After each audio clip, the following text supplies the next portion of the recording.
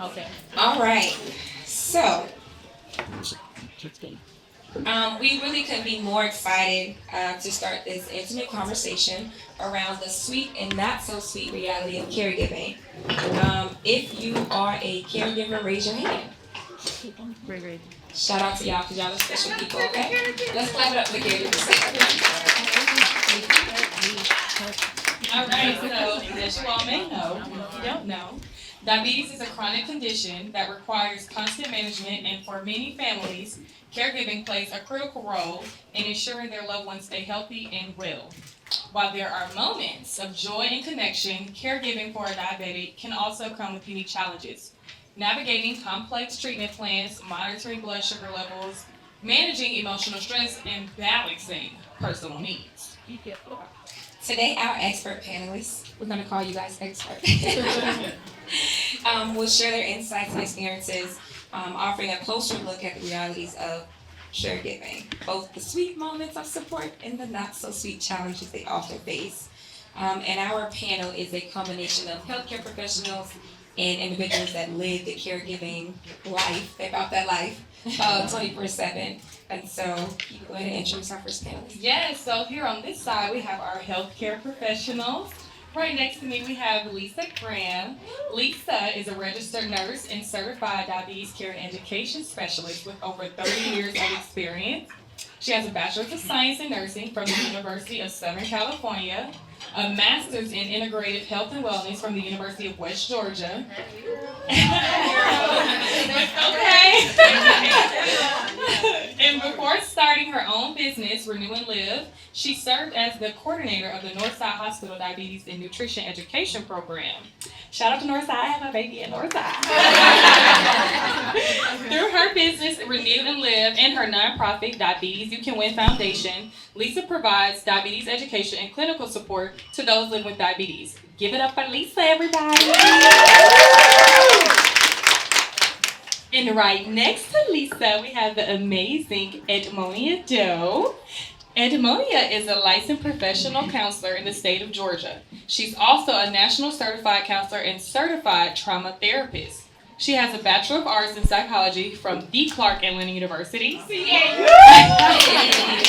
Psychology, and a Master's in Education from the University of Georgia, and Professional Counseling. During the day, she is the Associate Director of Counseling Services at Georgia State University, but beyond that, I went to Georgia State too. But beyond that, she's also the CEO of the Bloom and Therapy Wellness Center. Her private practice dedicated to provide exceptional mental health care that nourishes your mind, body, and soul. I love that. Okay. A counseling magician by day, a shopping ninja by afternoon, and Atlanta's very own self-proclaimed food critic by night. She's also the proud parent of a pocket-sized diva, a 2-pound Yorkie, who reigns supreme over the dog park. Give it up for Edmonia, everybody! And on this side, I have the expert caregivers. One that belongs, actually they both belong to me. His wife is back there, but this is definitely mine. So next to me, I have Mr. Kenneth Benbow. He is an electrician by day and a father and type 1 care partner to his lovely wife, 24/7. He has graciously been in this role as a type 1 care partner for the last 8 years and plans to be around until the good Lord says otherwise. He also sits on the board of DiaBeating The Odds and is a lifetime volunteer. Y'all give it up for Kenny.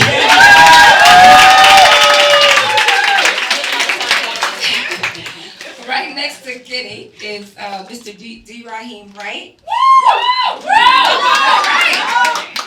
AKA my big brother. He is a husband, father of 5, fantasy football guru, and an amazing kickball coach. Shout out to AJ. That's my kickball team down there. His oldest daughter has been type 1 since she was 18 months, and now she is 14 years old. Yeah, she's back there. She's extremely quiet and shy, but raising type 1 diabetic. As a type 1 caregiver, D knows all about the ins and outs and ups and downs of being a caregiver. Y'all please give up for Coach D.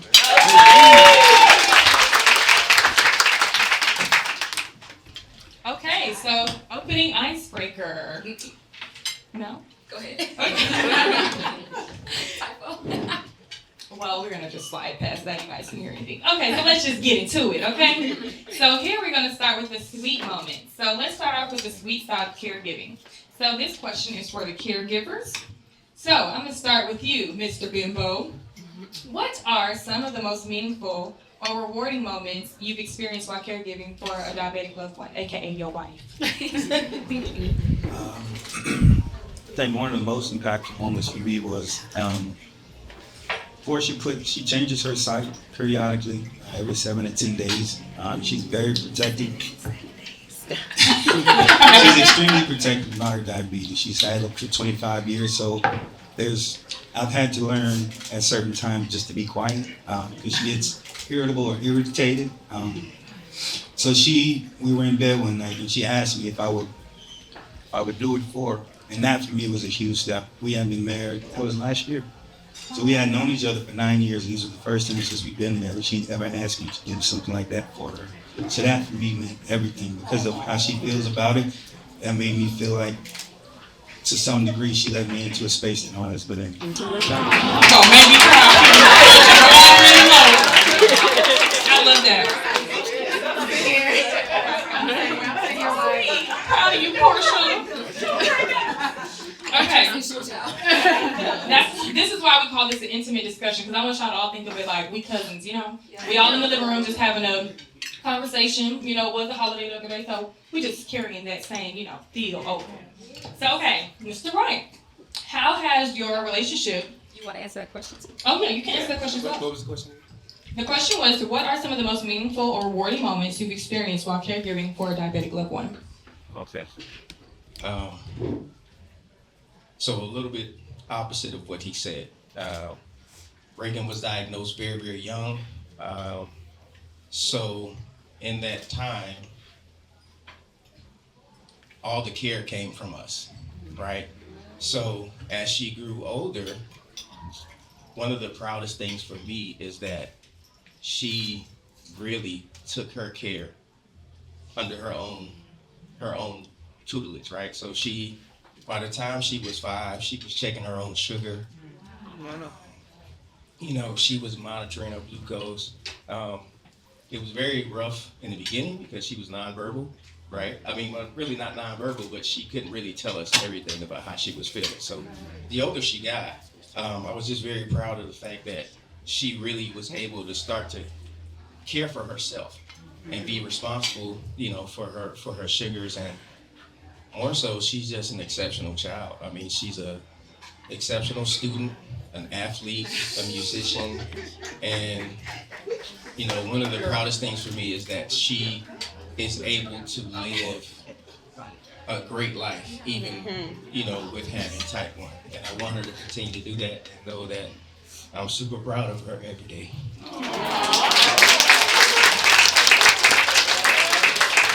Okay, and one more question for the caregivers. You guys actually answered the second question. We didn't ask y'all. I mean, you can still ask it, right? Okay, so second question. How has your relationship with the person you care for grown stronger over time? For us, it's the trust thing. She gets anxiety anytime she has to change her sites. It's literally like sit on the edge of the bed, woosah, pump fake, woosah. That's it back, we come back, woosah. So that's a ritual anytime it has to happen. So just for her to, you know, to share that moment with me, anytime she has to change a site, she lets me put the sticker on. Like it's a whole thing. When she takes her sticker off, I get to spray the glue off in the shower. Like it's a part of our life. I'm proud to be in a position where she trusts me like that because it was not always that way. I'm grateful. Awesome.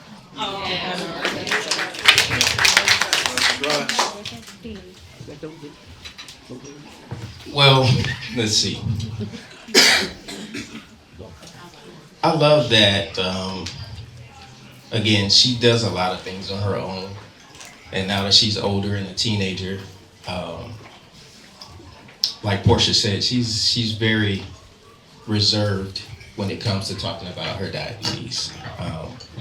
I really would love for her to have more open conversation about it, which I'm sure she will in her own time, if I continue to bring her around more family that's able to engage and get another perspective other than dad or mom about her condition. But specifically, a couple of things, right? So she still occasionally does come and ask me to help her with something, like putting on her monitor, or her monitor keeps coming off, and it's like, I can't get it to stay on. Okay, so it makes me feel good when I can actually still kind of help her do something. And more recently, Portia gave me a call the other day, and she saw that it was Portia on the phone, and she was like, "Ooh, tell TT Portia I got my monitor on." Because there was a time when she didn't want to wear it all the time, right? So it continues to grow stronger. I try to engage. Hopefully she'll start to become a little bit more open with that conversation. But it's a great relationship.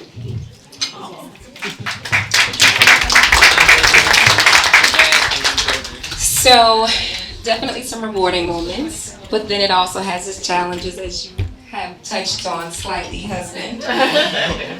Let's unpack the not so sweet realities of managing diabetes and caregiving, including the emotional toll it can have on the caregiver and the person that is living with the condition. So, what has been the most challenging aspect of caregiving for you, whether it be emotional, physical, or logistical? And then, two-part question. Actually, you know what? Let's pause on that. I'll come back to the second question.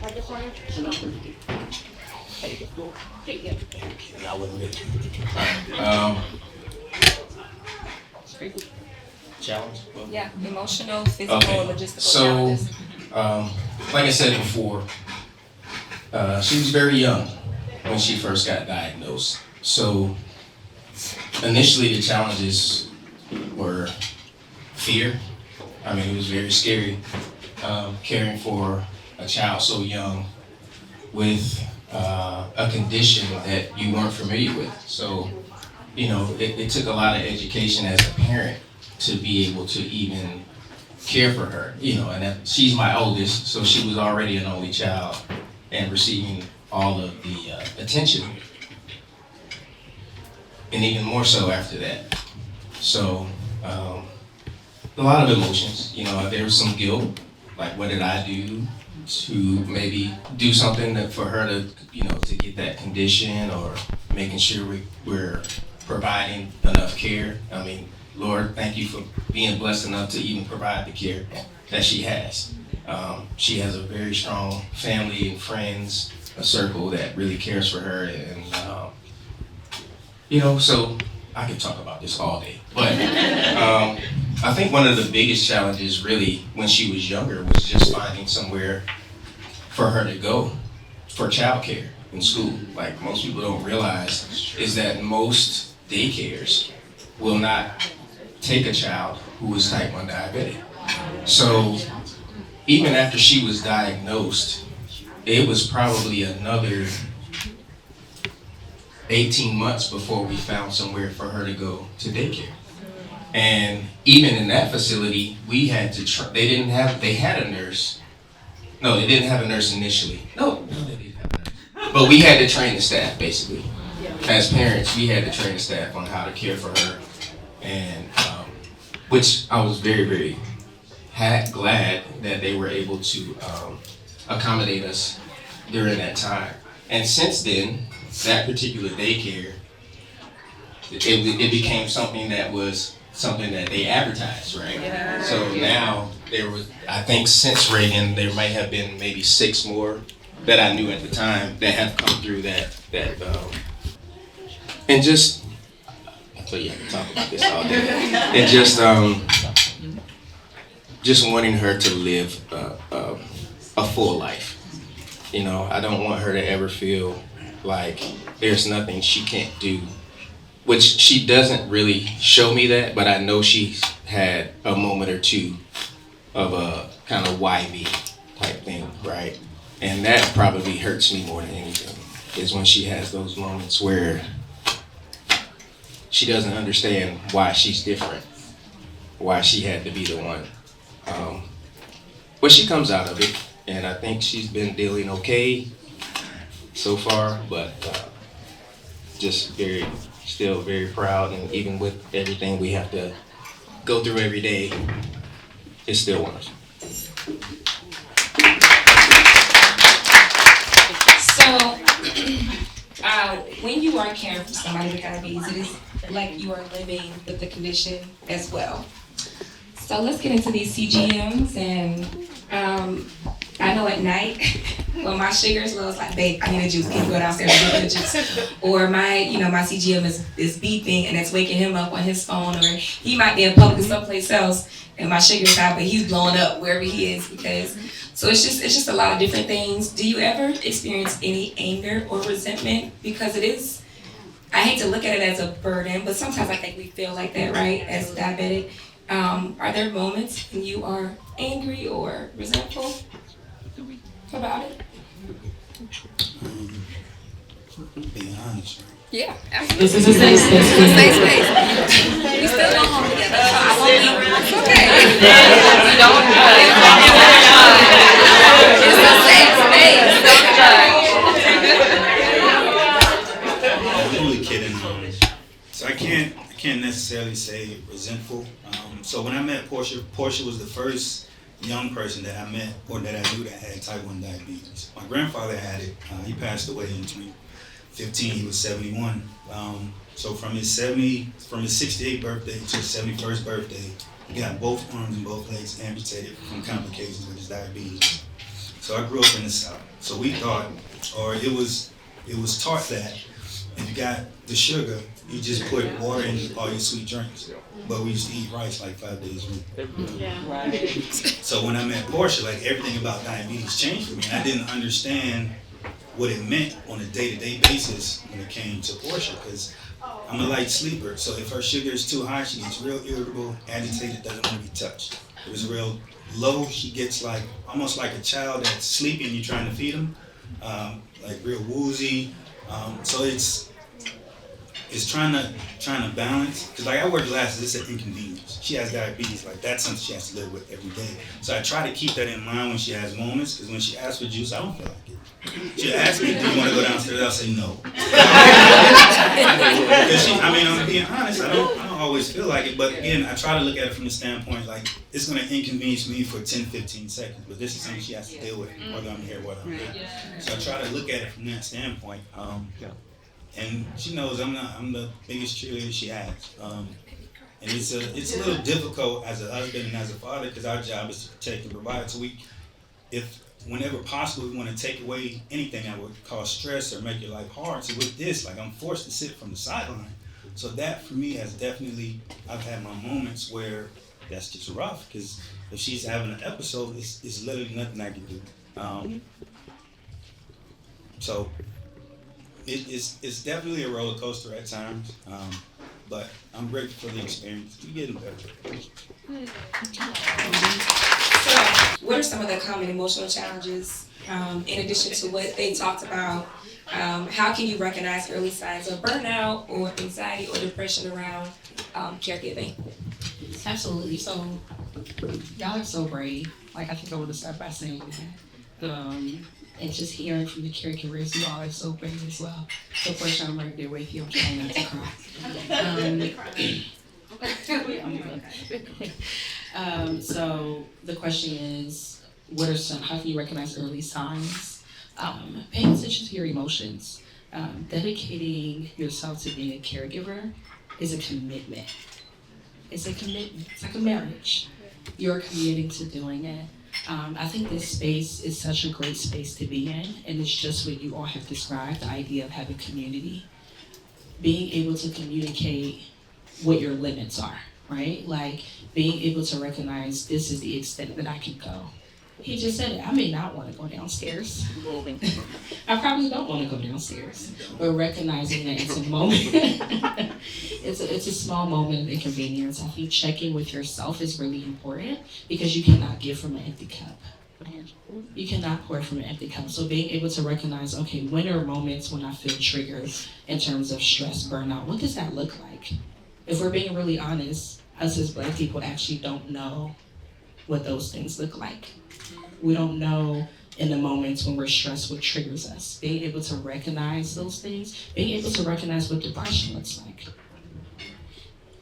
The number one thing that Black women say when we're depressed is, I'm tired. Just, I'm tired. That could be a sign of depression because we're going and going and going. Recognizing your limits and sharing the responsibility as a caregiver is really important. And communication is 1,000% important. You have to be able to communicate. And setting time aside to take care of yourself is just as important as taking care of the person you're caring for. That's how you recognize the signs, by knowing yourself. Knowing what your triggers are, knowing what stresses you out, knowing what your limit is. This is something I cannot do. Or this is something I may have to put off till later. Or how can I delegate this task? Those are the ways that we check in with ourselves and understand what we're feeling and how to manage those stressors, the depression that comes up, community, I'm biased, therapy. Those are all the things that we do. And I think what really helps is not only this community that you all are building here, but there are so many groups now. There are so many groups. There are caregiver groups. You know, like finding community is another way to help you decompress from those stressors. And telling the people around you, hey, when you notice I'm doing this, that means this. When you notice I'm saying I'm tired, I'm probably actually really about to go pass out and isolate somewhere. So just knowing yourself is really important. And Ms. Lisa, as you educate families on caregiving, what are some things that you that you tell them to prepare for this journey that they have no idea that they're about to be on? Well, I just want to say again, thank you, gentlemen, for sharing. And I want to just back up a little bit because I play two roles. I am a diabetes educator, but I'm also a wife and a mother of a husband that's living with type 1 and, and a daughter that's living with type 2. And I think when you asked the question earlier in regards to resentment, my husband, I've known my husband 35 years. We've been married going on 28. We met in college, and when I first met him, he did not have diabetes. And early, I think we were sophomores, that he developed diabetes, and later we were married. I was a nurse, and I wasn't in the diabetes space, I was nursing. So when coming into marriage with that, early on, unfortunately, not the best education that he received at that time. When we met, he had to have his insulin, but he wouldn't check his blood sugars. So, I was kind of, well, how does that work that you taking this insulin and don't know what your blood sugar is? But nevertheless, early on, there was a lot of guilt because when he started having complications and things were happening, I'm like, well, I'm a nurse. I should know, or I should be able to tell what's going on. So a lot of that was internal. It wasn't anything I said to him, but I was still there and doing the things that needed to be done. And fast forward, as I teach families, I talk a lot about him because even with having a diabetes educator in the home, having someone that knows, people don't always listen. So that was also a challenge, that I'm saying these things, but you're not listening to me saying these things. So there are some times, I remember probably the most recent surgery that we've had, we've had heart, we've had eyes, we've had, thankfully we haven't lost any limbs, so many things, but the last time I think we had something with his foot. And I was just kind of going by, as you said, we kind of hold on and take on so many jobs. And I was looking at his feet and I said, what is this on your foot? And he was like, because he has neuropathy, so all of the things, and he didn't see it. And I remember stopping and I said, this is 101. Check your feet every day. Do these things every day. So I love him to death. He is the reason why I'm able to do the things that I do, but it does get frustrating. at times. And I think, again, like I said, being on both sides of that. But when I talk to families, I really, if there is a wife or a husband that has diabetes, I want both of them in for that education. Because sometimes with that individual, that is something, this is my disease, this is me dealing with it. But when we're in a relationship, as you all have said here, it's really with this, we are dealing with this together. So I always want them coming in. Because I've had the caregiver, I can really empathize with that husband, that wife, that mother, that, father, and just giving ourselves, because we don't do a good job with that either. We give other people grace, but we don't give ourselves grace.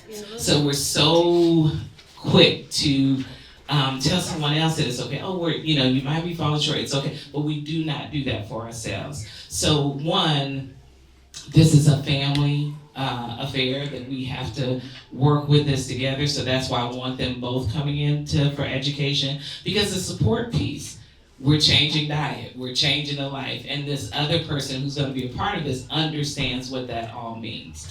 We know how difficult it can be when we've gone on a diet and somebody else is eating one way and I'm trying to stay strong. So helping them to understand. But I think them being educated about what it means to live with this disease, but then also helping them to understand that it's okay not to be okay. And I know we say that, a lot, but that what that my sister said here, there's all these resources and things that are out here. The other thing I say is that tools and things are only good as if we use them. So that's the other thing, is just letting them know about the research sources. We have things within my organization, but also those partner organizations that are out there. But just knowing that this is something we're going to do together. Yeah. I have another question for you as well. Can you share some techniques for caregivers to manage stress or anxiety in real time? The biggest thing that I've learned, again, you just mentioned I got that other little degree, but I've been doing a lot with meditation. Meditation and breathing. And that was new too, because I think sometimes, and I'm going to talk from the seasoned perspective, because I do realize there's younger people in the room. But a lot of times when you think about meditation, that wasn't something the old people, like, that's of the devil, we don't be doing, we pray. We don't do all that. But it is something that I have been able to learn more about and see how powerful it is in my own life. This is something that we are now pushing into our educational programs and talking about breathing and grounding and all of these things that are other tools that we may not be as familiar with. Like I said, the younger crowd in the room probably does, but a lot of us not with that. And then I think the other thing that was said too is I talked to them about taking time for ourselves. The majority of the people I see, and unfortunately, just because it's a little bit difficult to get the men in, but most of them were women. So telling them, again, taking time for you, that you are important. It's not selfish to think about you. That's something I struggled with growing up, is that because I had a strong mother that did everything. And again, we all come through to think that we can do 500 different things at the same time. So I think finding something that you love. I often talk about this plaque that's in my kitchen. And every time I've been to this Portia's event, they always got some good music going on. But I have a plaque that says this kitchen is for dancing. So finding something that you love and to be able to take time to do it, because we all have something that we love to do and we don't take time to do that. So what we've learned now, I think, I've been in diabetes about 20 years, but really focusing on the person and not just on the disease, and what does that person, who are they outside of diabetes? So that's something that I kind of speak with my patients about. My support system. Of course, I love my family, my friends, but when you meet someone who's going through that, like in the trenches with you, it's just different. Like, I know they love me, they want to help me, support me, take it all away, but being able to really talk through what I'm going through and just having someone who's like, oh my God, you do that too? Oh my God, I know how that feels. Now, does this happen? It's just a different type of connection. So I feel like that's how we, of course, all ended up here today. But just for the caregivers, is there something that a group they can join? I don't know. So I am going to answer a little bit of the first question. I love that you said meditation, but I want everyone to remember that it is the practice of meditation. And I say that because you can know about meditation, but in the moment, you may not know what to do. You have to practice it. That way, in the moment, you can know how to implement it. Because if you just do it every so often, like, okay, when I'm angry, I'm going to do it. You're not going to do it at all. And your emotions will run rampant. So it is important to practice it even in your calmest moments. Like, make it a practice, make it something you do frequently so that you can know how to implement it during those moments when it's like, okay, let me take a step back. I'll come back to this. So that was the piece I wanted to say because, like you said, it's not about the tools, it's how we implement the tools. And that's with everything. So when I think about resources, what I love about therapy is that we can really specialize in anything. I love that I'm a certified trauma therapist, but I'm also a certified identity therapist. I live for how different life experiences can pivot your identity. It changes who you are completely. Whether you are graduating high school, graduating college, married, getting divorced, or you were in your 20s and thought you would be a millionaire, and now you're not. And you have to sit with that reality too. That is all a part of your identity changing. What I love about therapy and saying that is that there are therapists out there that specialize in caregiving. There are therapists out there who will tell you, and when you are looking for a therapist online, and I can provide some resources to Portia, and she can share it out to you all via email, but there are therapists online who, when you find a therapist and you ask them, be very honest, this is what I am looking for. Do you have experience in this? Is this a specialty of yours? You can ask those questions, and they have groups, like those therapists will offer groups, but they will be able to better support. And I think that would be really great to share. And tell them they might not find the right therapist the first time. You might not. Yeah, You might not. That is a real thing. Even as a therapist, I've been through a couple of them. Yeah. It's like dating. You have to find a perfect fit. Again, that's why you have to ask those right questions. You're not just doing it to waste your time. You have to find you have to ask those right questions to find a good fit. That's really important. So we talked quite a bit about the experience of the caregiver and what the caregiver gives the person living with diabetes, right? But this is a partnership. So now let's talk about what we kind of give back to them in return. And so Keiva, this question is for you. Oh, Lord. What is one way you show appreciation to your caregivers or your support system? I always try to feed them. Like, or see if they need something. Because I feel like they call me the needy sibling. I'm the middle child, so sometimes I can think about us. But I feel like I always just try to do something to show my appreciation, whether it's just, I'm coming over, or do you want something to eat, or just trying to express gratitude as much as possible. And I'm a very emotional person too, so like I always tell my best friend I love her and stuff like that.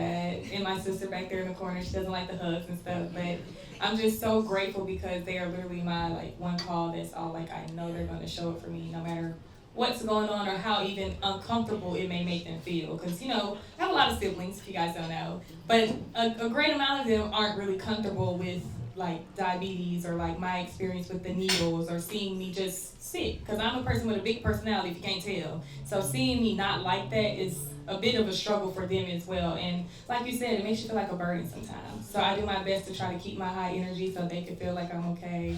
But like I said, I just feel like wanting to eat all the time too. So I try to just do something to just like, just say thank you. Like I really appreciate you for just being here or talking me through this low and just reminding me like, you're not gonna die, it's okay, just breathe, because I panic. Like, I don't know if y'all saw me up here rubbing my knees and my blood sugar was dropping when we started, so I get really bad like anxiety, but it's like, you're gonna be okay, just like you said, breathe. I was up here trying to get through, but But just, I think it's most important to just always show your gratitude. It doesn't have to be monetary, it doesn't have to be anything like that, but just a person knows how you feel about them the way you treat them. So I think that's always important.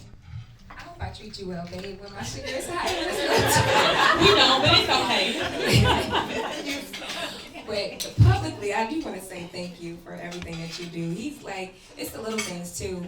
So he won't have to go downstairs for juice, y'all. He will buy me a 6-pack of apple juice every single time, and it just sits by my nightstand. It's for me, but it's for him too, because he don't want to go downstairs. But it's just little things. He always keeps candy around. You know, it's just one, educating himself on the condition, and just he's a great support system. So thank you publicly. For being my number one caregiver.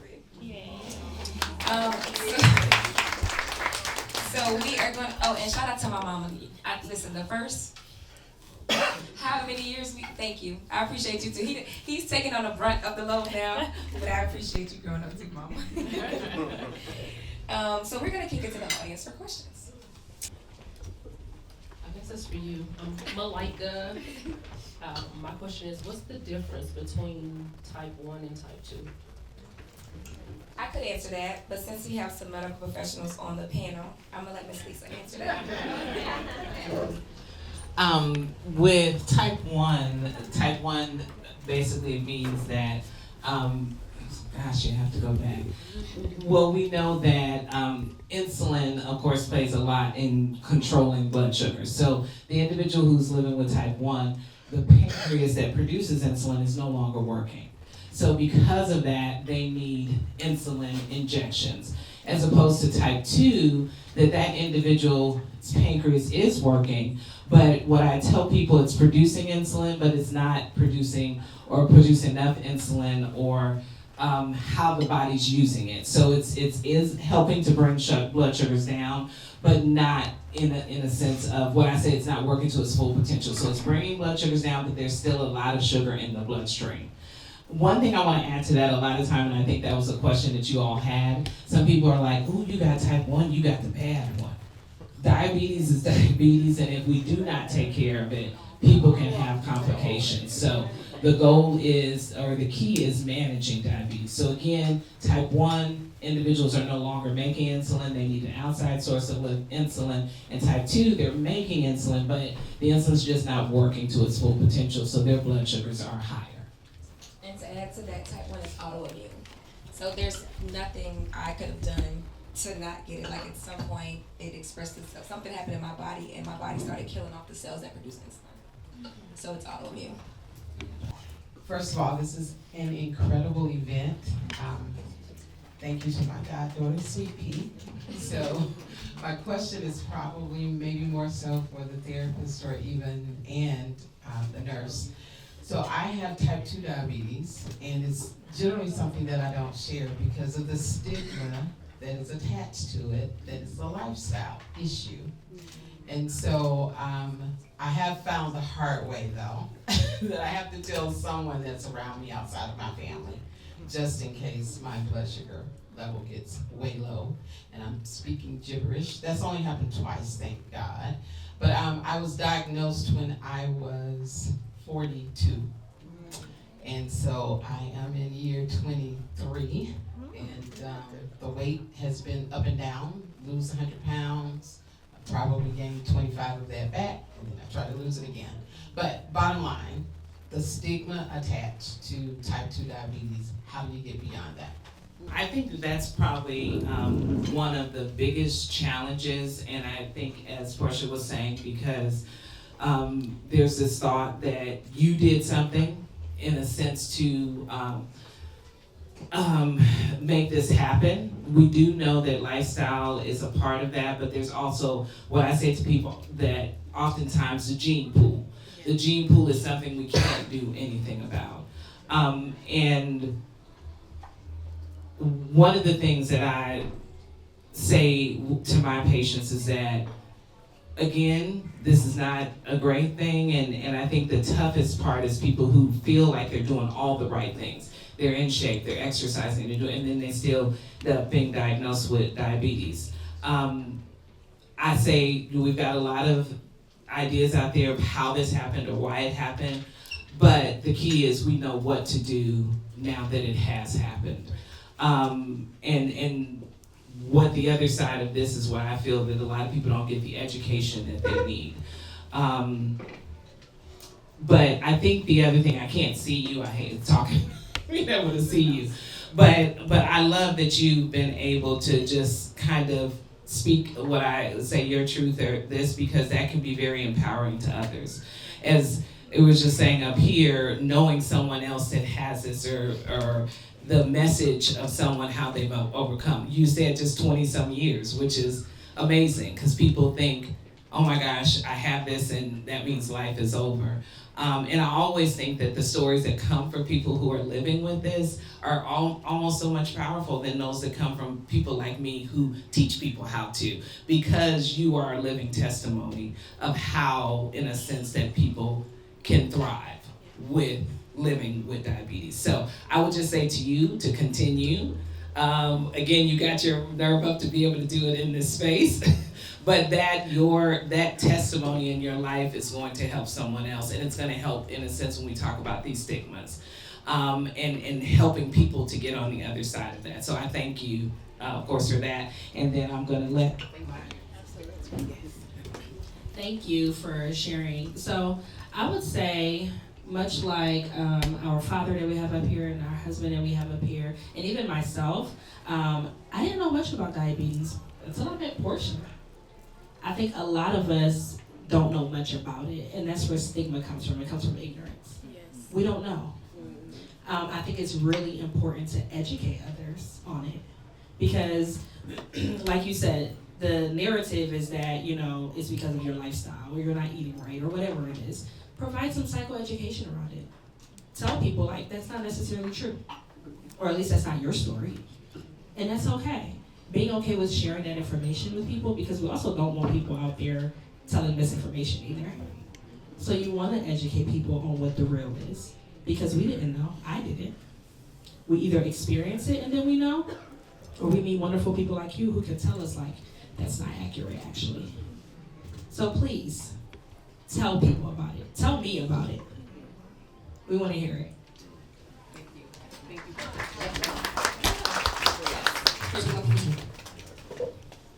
I'm not a panelist, obviously, but I just want to add to that. I'm Kenia. I've been diabetic for almost 24 years, and I myself, I know what it's like to be the only person in the room, the only person in the school, the only person in my family to have diabetes, and so I understand the stigma of a lot of ignorance that comes with it. I think for the longest time, I didn't even accept the fact that I had it. I just kind of dealt with it.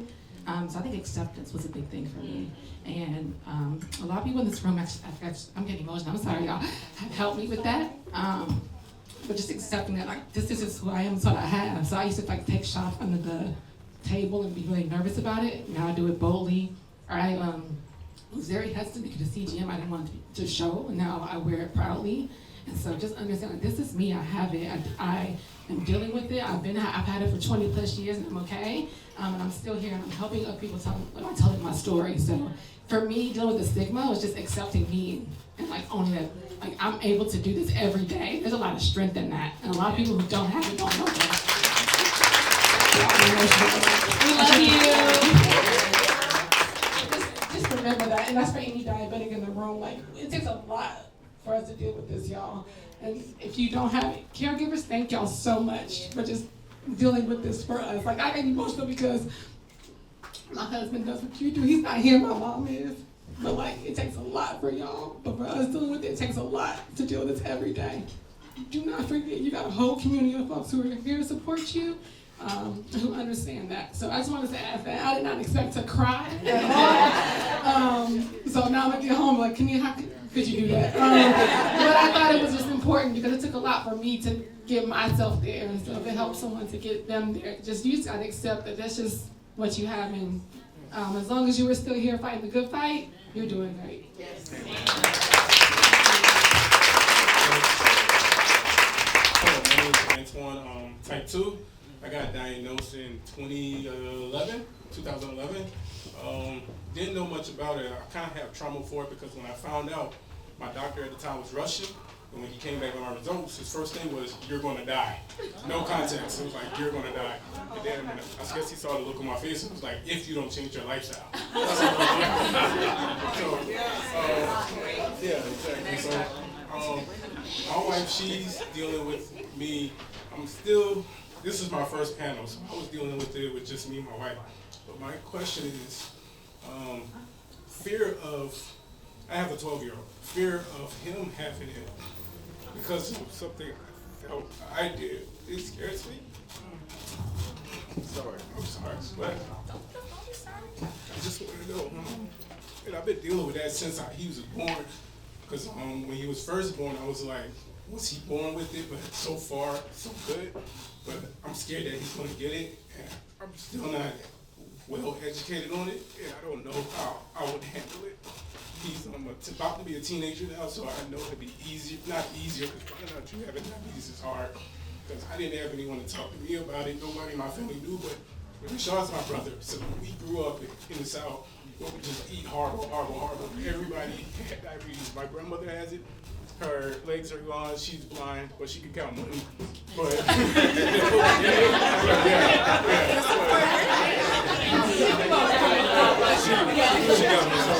it was just. I guess it's just. What do I do if I find out that he has diabetes from the emotional standpoint? And I just want to answer this because I think I shared that my daughter was diagnosed, and she was diagnosed her first year back. And from the time, like you, when my children, that's the first thing that I thought about. That their father was type 1 and the possibility. One of the things we do know is just what you having doesn't mean that he will develop diabetes, first of all. We know because of the family history and even back with your grandmother, that gene pool that I was talking about. By the time I had those children, I had just entered diabetes, and the hardest part with me teaching patients was diet. That you've done this 20 years, you've been eating this way this long, and now we've got to change that. So what I did with them is I didn't know. My fear, like you, this is a possibility. So I concentrated a lot on diet with them. Made sure that they were active. That's a challenge in where we are. I come from a generation, we dressed out for PE. They don't do that no more. So I had to coerce these last two children. My oldest son's a little bit better to get outside. So we have to make sure that they're active. And the diet. So everything that I knew that needed to be a part of their diet, I made it a part of their diet. Whole grains, fruits and vegetables. Making sure that, how we, certain things, fats, different things. And they came into these adults. When my daughter went to college, she said, "Mom, they don't have any, brown rice. They don't have all of these things." But when she was diagnosed, we didn't have to cross that hurdle because she already knew what to do. And again, some of that was she went to college and, she wasn't playing sports anymore, all of that. But again, it was the genes that were there. So I would say right now is to teach him what you've been taught. And if you haven't been taught, another shameless plug, we got to get with dietitians. I see you over there, my brother. Dietitians and, educators like myself, because that's another thing I see. People live with this disease 14 years and never have been to education. And like you were saying, that was the kind of message that my husband got. He was like, they were just saying, "Well, that means you don't eat this no more." Okay, no, I don't understand what. So he never got really education, and that's why he was where he was.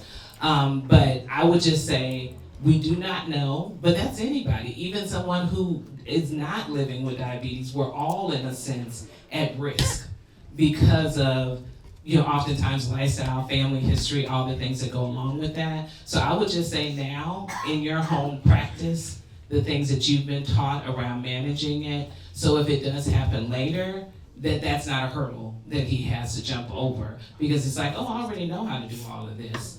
Now it's just, okay, I got this other piece if I have to manage that. But I will say it does not mean that he will, but us preparing, and it's all about healthy eating. So even if I teach you all this and I've taught you how to eat healthy. I think like what she said, like getting educated finding a community that can support you so that you think about your diabetes different, I think will then change your fear that you have for him, because that's what I was feeling like. He's scared for himself because he's watching his grandmother, and so because he doesn't know what to do himself, he's scared for his child. So I think it starts with you. I would piggyback off what Lisa said, to just continue to set your son up, any yourself for success. I know what that feels like because I have a 15-month-old now, and I feel like every day when I wake up and I know she's not diagnosed, I'm just like, thank you, God, like every day, because that's a big fear of mine. And I was diagnosed at 22, but I can't imagine having to go through, childhood with that, because it was heavy for me. So I always see the little kids, but I'm like, those are my heroes, because I can't imagine dealing with that. And I will tell you to early screening. That's the thing. To push early screening, people don't know about it. And I've been getting more educated on it here recently. So I'll definitely say early screening. But yeah, so you're not alone in that feeling, because I think about that daily. I'm still breastfeeding, almost 16 months strong. Never gave her formula, nothing. I made all her baby food. She thinks water is the best thing on the planet. I don't give her juice boxes. And I don't know if that's just a fear of mine too, because everyone's like, gotta let her live. And I'm like, y'all not carrying what I'm carrying. Because when them nights, when we both sit there, gotta prick our fingers, something like that, And like me having type 1, and I'm sure her dad carries the gene for it too, you just can't eliminate it. You can't act like it doesn't exist, because we can't all be sitting here surprised if that were to happen. So I would definitely say continue to set your family up for success, and early screening is an option. I think Portia covered it for the most part, and I'm going to echo what this young lady said, is acceptance. It's not the end of the world, and you are here. So I think, showing him that will be really important. That's how you set yourself up for success. That way, one, you don't know if it's going to happen, but if it does, he doesn't feel like it's the end of the world, because you've already shown that it's not. I met both of you in a workout setting. You guys have been like sheroes. Y'all don't stop at all. So I appreciate that. I want to know, how is it to be pregnant and, deal with that along with dealing with diabetes? Well, I have a son, an 11-year-old son, but I've never been pregnant. So he's my bonus baby.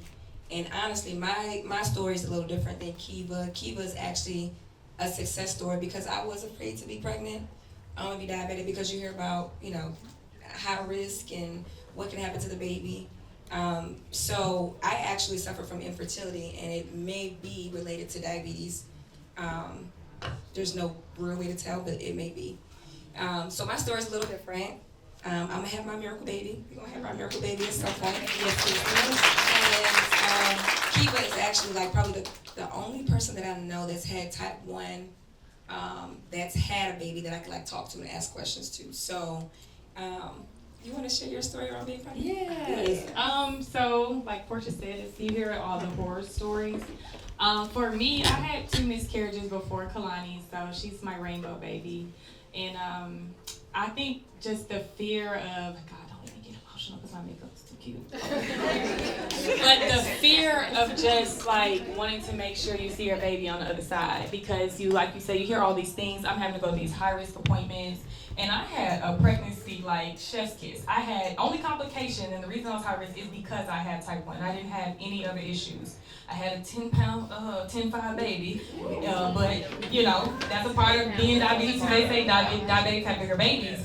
But it was a lot mentally for me. I didn't even want to share with my family. Like I share all my business. Like if y'all follow me on social media, I share almost every aspect of my life. But when it came to that, I was really like protective. Still am. Y'all probably a lot of y'all first time seeing Kalani, but I just protected that because that was something very near and dear close to me, and one of my biggest accomplishments too. But I would definitely say you can do it. I do it again. Not no time soon, because y'all have to but the way that I felt empowered after they pulled that baby out of me, I was just like, I can't believe it. And I did struggle connecting with her. I would sing to her all the time and just be my funny self, but I felt like, I think I admitted this other day, I couldn't connect with her. I don't know if it's because I just was scared something bad was going to happen, but I needed to see her with my own eyes first. And when I saw her, it's like, she's literally my little bestie. Like, love her. I can't believe I couldn't connect with her the way we connect now. But I expect to say, you can do it. It's possible. There are many positive stories. Like, when you hear the negative ones, just know there's a positive one or two to match it. So, yeah, I would definitely say mentally, that's probably the heaviest load. And honestly, my A1C was the best it's ever been when I was pregnant, which was mind-blowing. But you will have to give yourself a lot of insulin. I was scared. So I remember them telling me to up the dosage, but the amount of insulin I was having to take, especially in that third trimester, I thought I was going to kill myself. Because I'm like, y'all want me to take 20 units? Like, for like something I would normally take 3 for? But someone else spoke to me and was just like, you have to do it. Like, you literally just created a whole human. It's a brain in there, some fingers and toes, everything. Like, you have to feed it because it's stripping everything from you. So just that, and just like support system. We're trying to put together a support system for the moms and stuff too. So if you aren't connected with us, please connect with us. We have group me's and groups on Facebook, Instagram, text messages. So yeah, just chat with us. I love to share. I'm trying to get more open about sharing it because I did, like I said, I kept a lot to myself, but I'm kind of in a space now where I feel like I'm ready to share it because I know I can help someone else.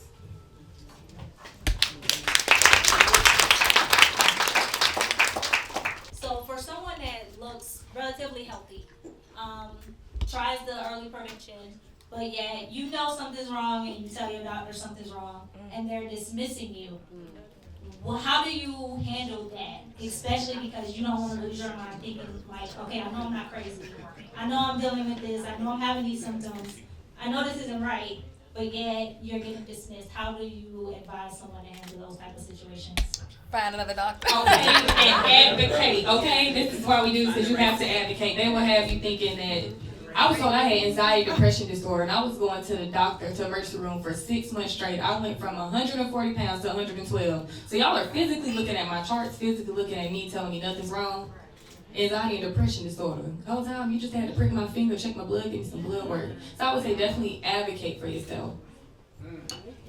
Yeah, and I'll add to that too. When I got diabetes when I was 11. And obviously, diabetes as a teenager, you got to be a teenager first and then a diabetic after that. So it wasn't the best. But I had a doctor that would not give me an insulin pump. You remember that? He would not. You remember his name too. He would not give me an insulin pump. And he was like, you have to get your diabetes under control first before you get an insulin pump. And I'm like, but that's the same technology that's going to help me get it under control. So I had to change doctors to get the technology that I needed that helped me manage my diabetes. And I mean, you have to advocate for yourself. But I think that's why it's important to have healthcare professionals of color that you can identify, that look like you, that share your experiences, because sometimes we do get dismissed when, in your case, it is not a person of color that is seeing you. So yeah, you gotta advocate. Find another doctor.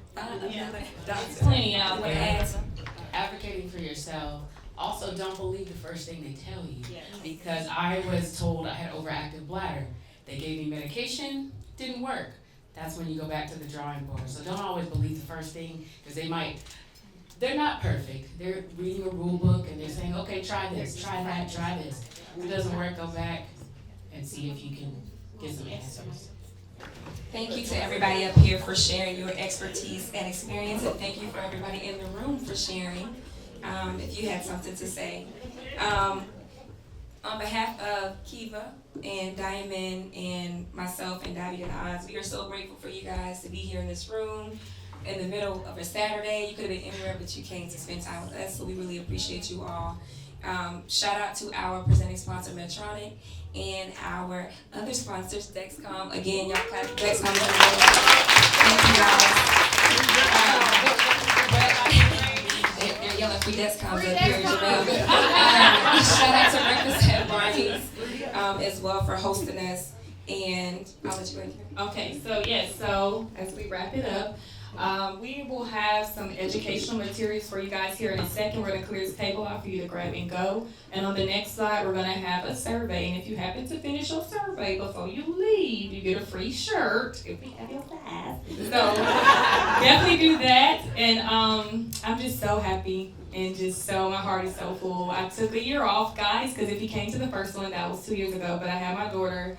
And if y'all know, postpartum can be kind of ghetto. So I'm I'm just so glad that we are back here, and thank you, Portia, for pushing me to go ahead and just, you can do this, let's just knock it out, because I was still kind of in this space of not thinking we could pull it together for this year. So my heart is so full, and I just thank each and every one of you.